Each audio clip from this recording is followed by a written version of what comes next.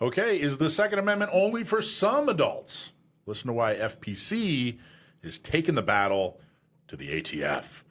So what's the problem? Well, right now, 18 to 20-year-olds, these are adults. These are sane, trained, law-abiding adults who are 18, 19, and 20 years old. They can't purchase handguns. There's a federal law. It's a federal ban. There's a little loophole, but it's not common. Which one are you talking about? If they have a hunting license. Well, the other thing is they can possess, they just can't buy. So like mom and dad could gift it to them or something like that. But this is specifically addressing the generally that 18, 19, and 20-year-olds can't purchase handguns. But even then, with the hunting circumstances, it's very limited as to what they can and buy. So there you go. Yep. Okay, so what's the background? Well, actually, let's start with that's the problem. So what's the solution? Well, FPC, Firearms Policy Coalition, who is just a monster. I mean, these guys are just absolutely monsters when it comes to Second Amendment lawsuits. They are doing such a good job. I'm so proud of them. I'm so proud to be a fan of theirs and talk to them regularly. They and Second Amendment Foundation, another fantastic organization, filed the Reese versus ATF. Reese versus ATF.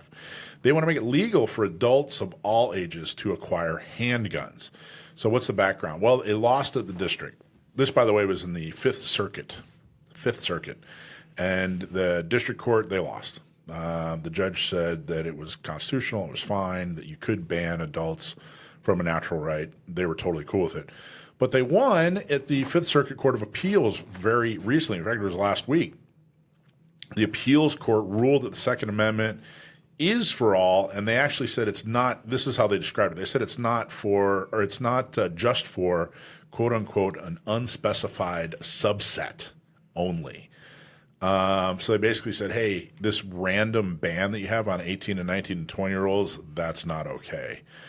They pointed out that an 18, 19, or 20-year-old American can join the military. They can sign contracts. So therefore, they should be able to purchase a firearm and exercise their right to keep and bear arms.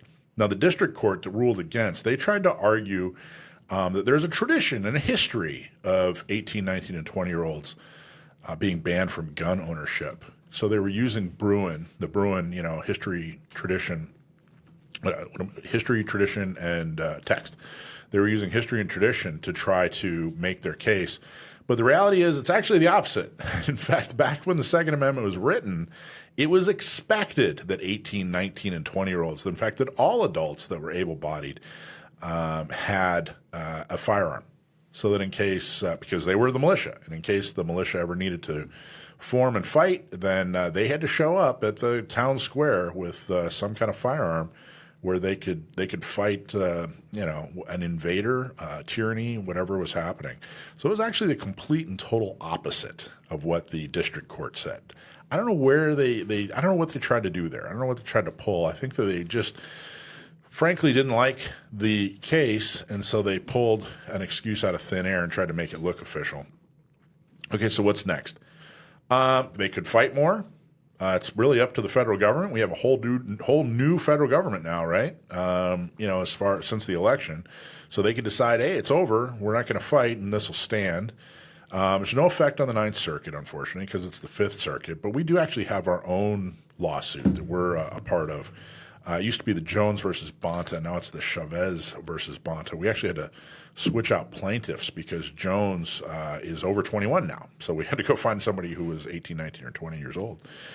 So who knows what might happen? And 100 different things could happen. I don't necessarily think this is a huge test for the new federal government or for the new Department of Justice.